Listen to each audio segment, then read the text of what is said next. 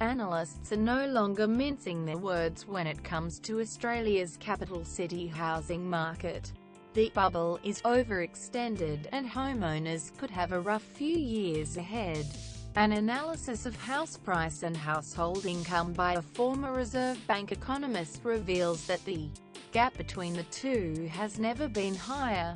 Callum Pickering, the managing director and chief economist at CP Economics, looked at gross disposable income per household, adjusted to remove rental income to reflect the circumstances of the typical first-home buyer.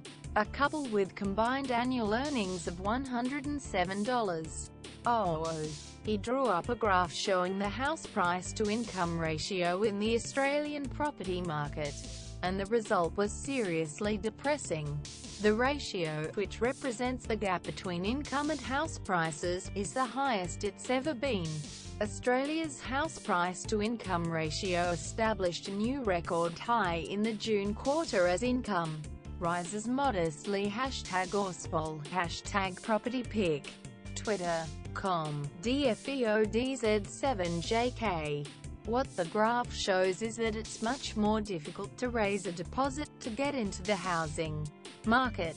Quote, Mr. Pickering told News.com, I'd go so far as to say it's almost impossible unless you get help from parents and grandparents, and things like that. The problem, he said, was that price increases were outrunning would-be first-home buyers saving up a deposit.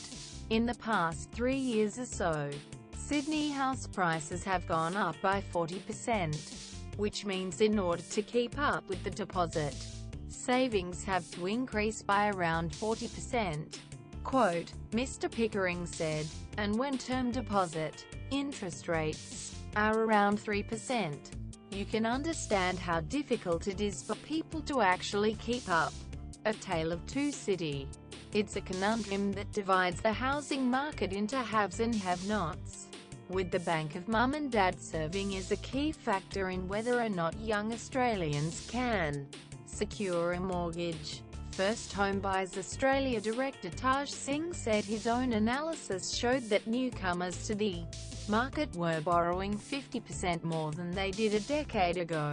This is consistent with the worsening house price-to-income ratio, with only modest increases in income, while house prices have continued to spiral out of control, especially in Sydney and Melbourne.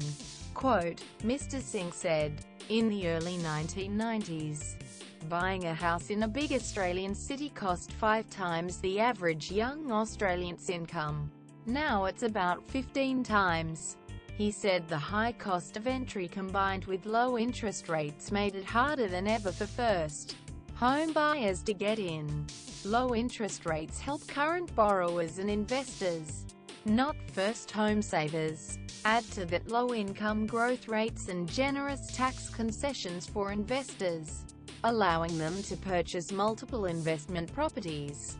And it's no wonder that many first home buyers are forced to look at rent-vesting, moving interstate or asking mum and dad for assistance.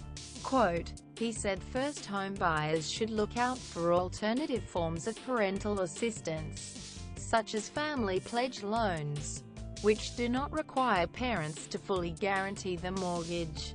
Relief in sight. The pace of growth in the housing market is believed to be easing, but don't expect buying your first home to become easy. There's some evidence at the moment that the housing markets, in Sydney particularly, are beginning to slow down a little bit. Quote, Mr. Pickering said, if the past is any indication, then we could see prices begin to fall over the next couple of years, which could provide some relief for first home buyers. But, he said, breaking into the market was going to remain difficult, certainly over the next 5 to 10 years. It looks like house prices are going to be very high, by both historical standards and by international standards. He said, once you get in the market, interest rates are quite low and it's reasonably easy to manage your mortgage. Dana.Macaulay at news.com.au